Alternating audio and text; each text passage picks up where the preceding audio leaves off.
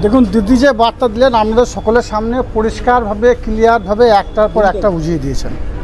বীরভূম জেলার যে এরিয়াগুলো বন্যা প্লাবিত হয়েছিল সেই এরিয়াগুলোর যে বাড়িগুলো ভাঙা বাড়ি আছে সেই বাড়িগুলোকে আমাদেরকে সকলকে মানে সকল ডিপার্টমেন্টকে বলেছেন সেগুলো দেখার জন্য সঠিকভাবে, এবং ডিসেম্বর মাসের পর সেগুলোকে পয়সা দেওয়া হবে, অনুদান দেওয়া হবে, টাকা দেওয়া হবে।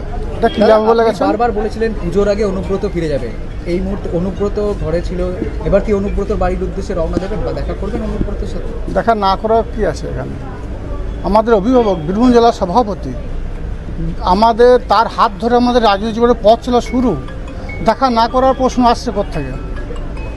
পঞ্চায়েতের পরিষেবা নিয়ে মুখ্যমন্ত্রী আজকে দুপুরবেলার বৈঠকে উদ্বেগ প্রকাশ করেছেন এবং আপনাদের কাজ ভালো করে দেখার নির্দেশ দিয়েছেন।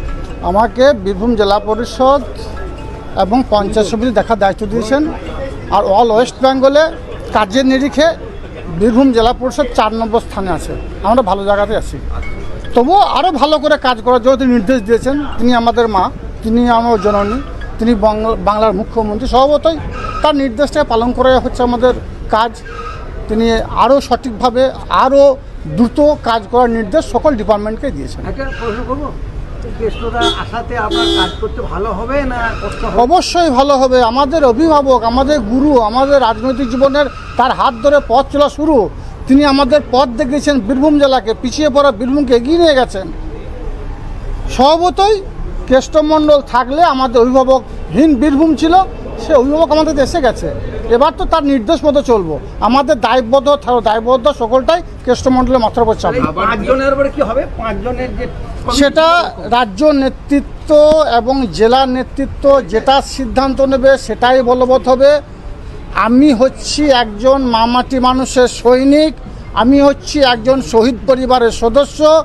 বামফ্রন্টের অন্যায় অত্যাচার অবিচারের বিরুদ্ধে প্রতিবাদ করতে গিয়ে আমি আমার পরিবারের 3 জনকে হারিয়েছি, 2 দাদাকে হারিয়েছি, বাবাকে হারিয়েছি, আমি 19 জন সহযোদ্ধাকে হারিয়েছি।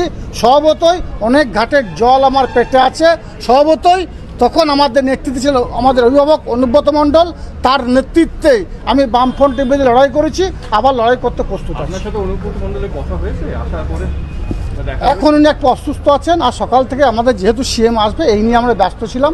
এরপর যাবো, দাদাকে দেখা করবো। বলছি আবার কি সমমহিমায় অনুব্রত মণ্ডলকে দেখা যাবে? অবশ্যই দেখা যাবে। দেখা না যাওয়ার কারণ কি আছে? উনি সমমহিমা ছিলেন, আছেন এবং আগামীও থাকবেন। 2021 নির্বাচন টিম অনুব্রত করেছে, 2024 নির্বাচন টিম অনুব্রত করেছে। আমরা সকলে যে এমএলএগুলো আছে বর্তমানে তারা সকলকে অনুব্রত মণ্ডল চয়েস করেছিল। যারা ব্লক প্রেসিডেন্ট আছে 2-1টা বাদ দিয়ে সবগুলো অনুব্রত মণ্ডলের। আমরা যারা সৈনিক অনুব্রত মণ্ডলের সৈনিক, সর্বতই আমরা অনুব্রত মণ্ডলের শিষ্য।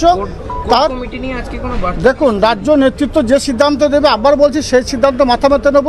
কোর কমিটি হলো বা কে ব্লক প্রেসিডেন্ট, কে এমএলএ আমার দেখার দরকার নাই। আমি নিজেকে একজন মামাটি মানুষের নির্ভীক সৈনিক হিসেবে মনে করি, সৈনিক হিসাবে কাজ করে যাব।